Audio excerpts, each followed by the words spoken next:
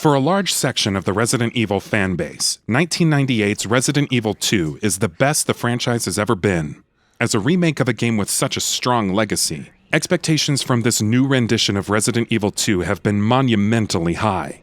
Impossibly, it manages to not only meet those expectations, but surpass them, and does so in the best way possible. This is a franchise that has reinvented itself time and time again over the course of more than 2 decades, but Resident Evil 2 feels like the best of all worlds. This is the 1998 classic, evoking Resident Evil 7 in tone and atmosphere, brought to life by the excellent RE engine. No matter which style of Resident Evil games you prefer, there's something here that will surely appeal to you. It's also a game that has equal appeal to the 2 kinds of people who will be playing it: those who have played the original Resident Evil 2 and those who haven't. From the get-go, one of the game's most impressive feats is just how ambitious it is as a remake. Ever since the game's reveal, Capcom have been adamant that this isn't a straight remake of Resident Evil 2 as much as it is a reimagining, and that rings very true throughout the entirety of the experience. Things have been added, changed around, and removed, to the point where at times it almost feels like a new entry in the franchise, rather than a remake of one that came out over 20 years ago.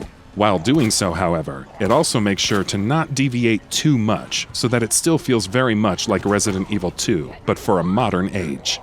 The biggest change it makes is, of course, the camera. While the original Resident Evil 2 was played with fixed cameras and tank controls, the remake is played from a third-person over-the-shoulder perspective, and it's surprising just how well it manages to translate the experience to a completely different way of playing. A lot of that boils down to how aiming works in the game, which has elements of similar mechanics from all games in the series, but collectively works as something new. Unlike in Resident Evil 5, you can move around while you're aiming, but doing so severely reduces your accuracy, resulting in a sudden and quite significant bloom of the reticle. Once you stand still, the reticle slowly contracts, which means that your accuracy is at its highest when you're stationary or moving very slowly. Thanks to this, Resident Evil 2 manages to retain the slow, methodical shooting and gameplay that defined the fixed camera era of the series.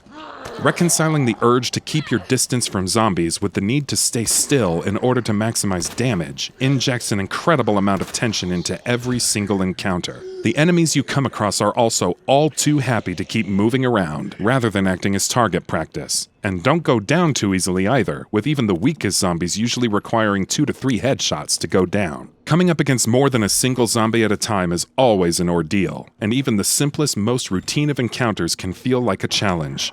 Wasting your healing items or ammunition is also a sure-shot way of getting yourself killed, in the long run if not in the immediate moment, since the game doesn't hand out resources too freely, but is never unfairly strict with their distribution either.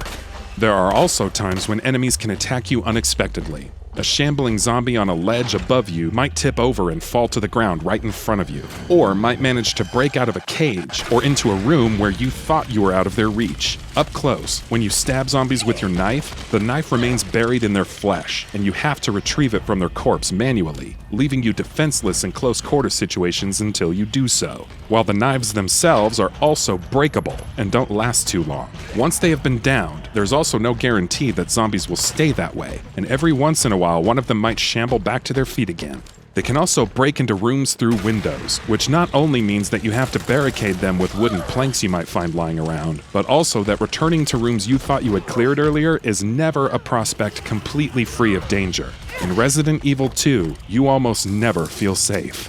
All of that is exacerbated by the game's strong, intense atmosphere, with a pervasive sense of constant dread and danger defining almost every moment of the experience. Just like in the original Resident Evil 2, most of the locations you find yourself in are designed as tight, claustrophobic corridors, which are almost always completely devoid of any light except for the single beam that your flashlight emits. The darkness always feels suffocating, except for some areas you can only see the things your flashlight illuminates, so that you're never quite sure what's in the distance, or in your periphery, or around the next corner. It spectacularly achieves the effect of making you feel like the walls are closing in on you, and every step that you take feels wrought with tension and dread. The game's incredible audio design is also hugely responsible for that feeling of constant dread, and that foreboding atmosphere. In the ringing silence of the havoc-stricken and claustrophobic surroundings that you traverse, your steps sound dangerously loud, while environmental sounds such as the creaking of floorboards or the groaning of door hinges or the flickering of lights contribute to the eerie atmosphere as well. Distant echoes of the moans and howls of enemies alert you to their presence and always keep you on the tenterhooks, waiting for the next encounter just around the corner. Audio design is incredibly important in Resident Evil 2, and it is perhaps one of the game's strongest, most impressive aspects. Not too far behind it is the level design. Like the original Resident Evil 2 and many other Resident Evil titles, the Metroidvania-esque quality of levels that loop back on each other and intertwine in and out of each other makes every location you visit a joy to explore.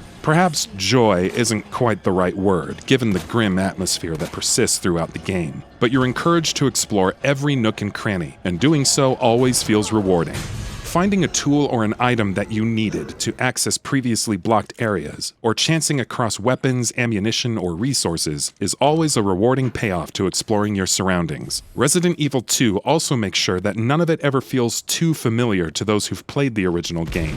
New areas, slightly altered layouts, or items being found in different locations are just a few examples of how the game keeps even returning players on their toes. Puzzle solving is also tied with exploration intrinsically, and more often than not revolves around you combing through the environment in order to find the item that the puzzle requires. These puzzles are never too elaborate, but their simple and solid design does a great job of keeping you engaged. Resident Evil 2 also provides plenty of replay value. Both Claire and Leon have their own campaigns, of course, and collectively they can take roughly 15 hours to finish. Depending on which campaign you finish first, the way the story pans out for the second character changes quite a bit as compared to if you'd played with them first. This provides more than enough incentive to play through the campaigns once again in reverse order to see how situations, events, meetings, and interactions would play out in alternate scenarios. Though there is some overlap across campaigns, enough things are switched around and altered to keep things from getting too repetitive. The fact that the game's pacing is spot on and never sticks to a location or a narrative thread longer than it needs to also helps to keep things moving. The larger story told across Resident Evil 2's campaigns isn't anything to write home about, but it is thankfully elevated by great characters and writing. Owing to its very nature, Resident Evil 2 focuses on a small cast of core characters, but all of them instantly come across as well-defined personalities, and are brought to life through smart, tight writing, excellent voice acting, and some seriously impressive motion and facial capture performances. As such, though the tale spun by Resident Evil 2 isn't exactly anything special, it does succeed in keeping you invested in what's going on in the moment, even if you're not too invested in the larger narrative. It also changes quite a few things from the original Resident Evil 2, at times quite significantly, so returning fans will also be in for a refreshing experience.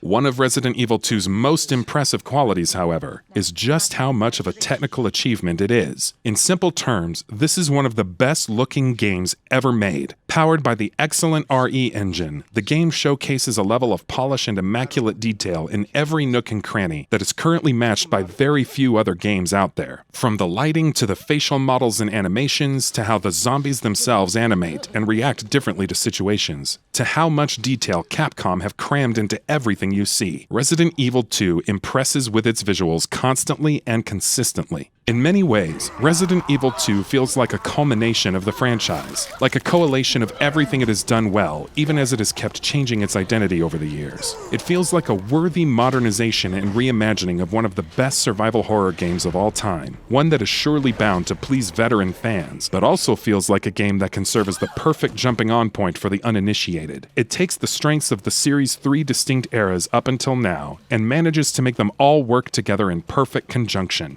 Resident Evil 2 is not only an accomplished remake that should serve as the blueprint for how to reimagine beloved classics, but is also an incredible game in its own right. So much so that it might even stand as one of the very best games this venerated and decorated franchise has delivered to date. And that about does it for this video. If you enjoyed what you watched and want to see more from Gaming Bolt, you can always hit that subscribe button and turn on the bell icon next to it. That way you will never miss any of our videos.